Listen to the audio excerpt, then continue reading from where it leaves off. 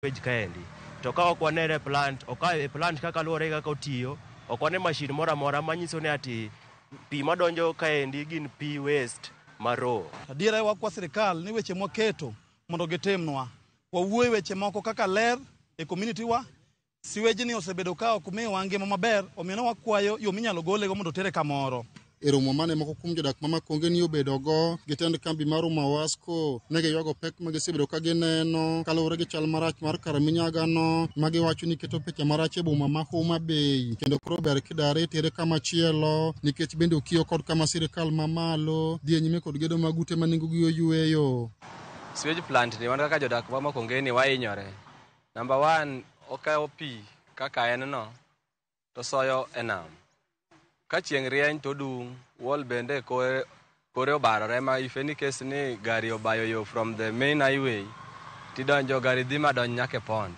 Nkech koro town bende yarore, wanano ni sewage ni kaber, to county government ong'ane kaka nyalo relocate e location machielo mopogore gi town ka.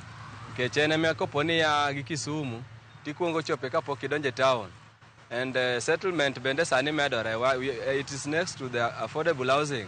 Ma in future bro tingo ji mang'eny to samodung no ok odhi bedo maber. Jatatije maduong' mar Mawasco Thomas Nyonje manoyuoro e kinde romo mar jopinyno ne ogolo singo ni sirikand kaunti sani koro dhi nyime kod chenro mar manyo kama inyalo dare Karaminyagano. So gi chenro maber ma county government to gi Homa Bay Water and Sanitation Company nigodo e wach sewage treatment plant maka nyiso gi ni Governor marwa Satieno Nyasuna Wanga okawo wach mar sewage treatment plant ni maduong' osemanyo investors wawuoyo gi African Development Bank mondo mi ka wanyalo yudo omenda migolo godo gini ka itere godo kama chielo.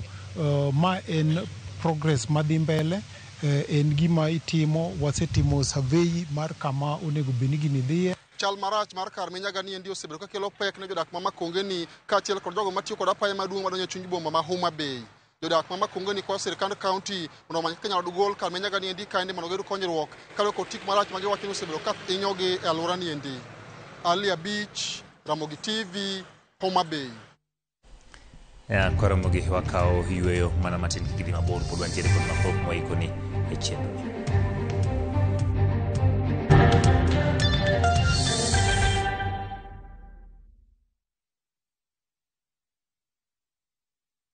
Ok an ema sechikou, beduru gi teko kendo beduru gi chir, kik uluor, kik kweduru, nimar Ruoth Nyasaye ma Nyasachu biro bedo kodu kuonde duto. Yudo beduru gi teko kaka skiza tune mari di *811*414#.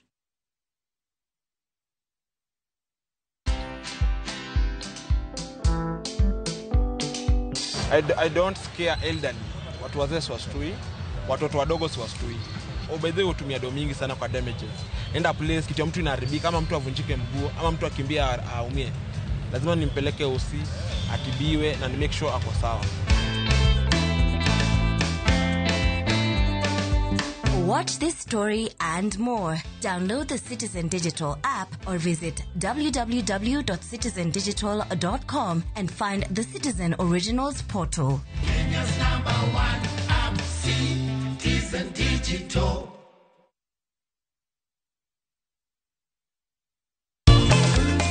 Jumani erogo mar nyithindo. Wan gi gik moko mabiro moro nyithindo duto. Chakre talanta, tedo, nyaka miel kod thumbe mamit. Kik rogo mar nyithindo bai, ngeso chakre saa 3 okinyi, mana e Ramogi TV.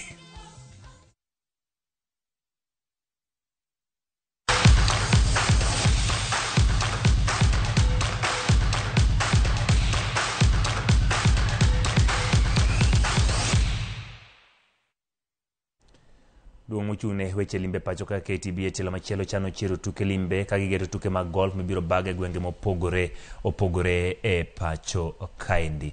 E tuke motisi ni East Africa Swing manochakore Yanga wuok tich e omaro kak tuke ogeto nyiso meo mantiere pacho ka weche mag tuk golf ka ginywando gi limbe mabiro tego kendo bero sekta za rie pacho ka jatije maduong' ma KTB June Chepkemoi onyiso yie mare ni Kenya nigi thuolo mar bedo piny motegno weche mag tuk golf Afrika mangima. Tukego biro nywando til 10 nyaka 15 mibiro tuge pinje kaka Kenya, Rwanda, Tanzania kaachiel kod Uganda gi Burundi.